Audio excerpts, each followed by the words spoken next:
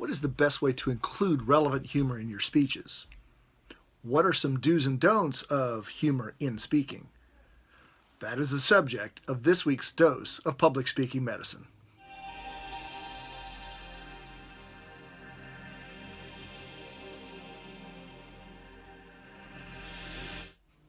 Hi, this is Michael Davis, the Storytelling MD. In my career as a speaker and speech coach, I've been so fortunate to meet, befriend, and be mentored by some of the best speakers in the world. Now, a big part of that is my association with the National Speakers Association. This past week, I got to see an acquaintance. He's a Hall of Fame speaker. He's a humorist. His name is Tim Gard, spelled G-A-R-D. Tim is a fantastic speaker. Obviously, he wouldn't be in the Hall of Fame if he wasn't. But he has an approach to humor unlike any I've heard. Tim's mantra is about having fun. He speaks to corporations about adding humor into their culture so that work is less stressful, more enjoyable, and ultimately more productive. Tim was so gracious with me after the last meeting to spend just a few minutes and allow me to interview him, ask him a few questions. Here are some clips from that interview and some tips on how you can become a better speaker through more effective use of humor. I think one of the biggest mistakes is when they try to force it. They force it into places it doesn't belong. Humorists or anyone needs to use humor strategically. That it's to accomplish something right then, to either reinforce a message, to bring the audience up, to get permission to laugh, a lot of things, but it's doing it intentionally. And the ones that just do it indiscriminately, they're comedians. Nothing wrong with that, but a speaker uses humor to make a point. So it has a purpose. It has a purpose. Strategic, intentional humor. One of the best things you need to do is find out, first of all, where your humor strengths are. If you're a visual person, maybe visual humor. If you're more storytelling, work on your storytelling. Find your strength, make that better, and get stronger at it, and then work on your weaknesses. But more than anything, a joke is simple, it's simple in its elegance. A story is as long or as short as it should be. If your audience is looking at their watch, your story's too long. And if they're doing that with a joke, it's not really a joke, it's a story. But I would say intentional use of humor, and then see if it doesn't add to something, then it detracts from it.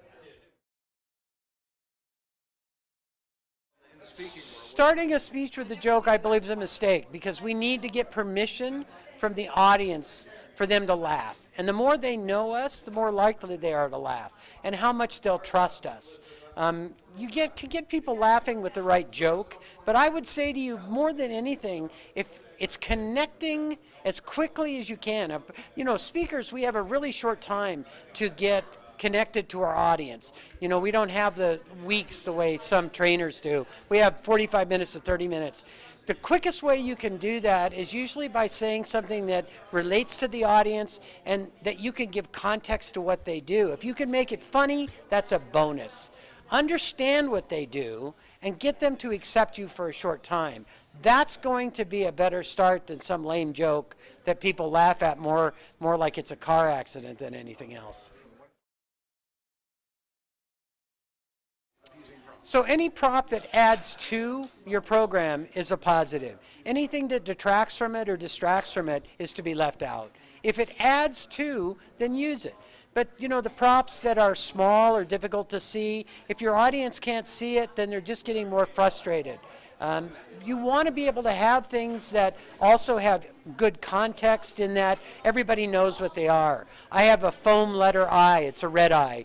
And people used to come up to me all the time and say, Tim, I caught the red eye on the airplane, and I'd say, show it to me. I have mine right here.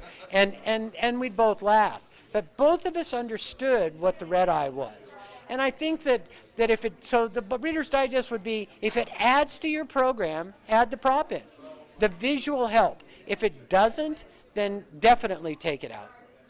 Tim, thanks so much for granting me just a few minutes of your valuable time.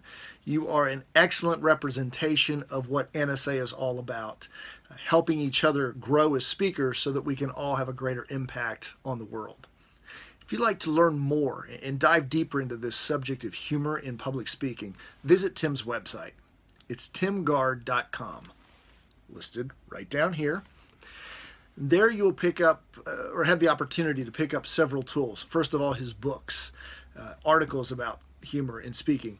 Most importantly, you'll see props that he offers. They're very simple props, very inexpensive. I highly recommend that you buy some of those. They help you with your frame of mind and how you think about the world. They just help you think funnier. But Tim has invaluable resources. Go to YouTube, check out some of his presentations. If you've seen any of the other videos in this series, you know I close by saying stand up, speak up so you can stand out. I still believe in that mantra, and you'll continue to hear it in future videos, but I'll add one more piece for this week's video. Humor it up. The more humor, relevant humor you can add to your talk, it definitely increases the odds that when you speak up, you will stand out and leave a lasting impression on your audience. So laugh it up. Talk to you next time.